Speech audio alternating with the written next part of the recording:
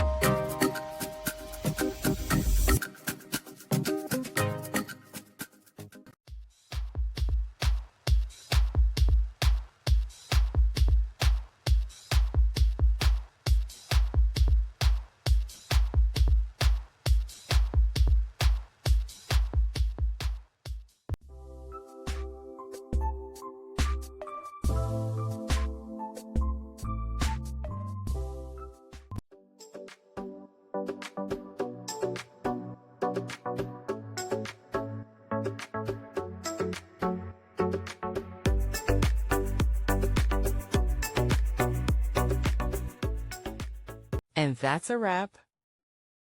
I hope you found the answer you were looking for.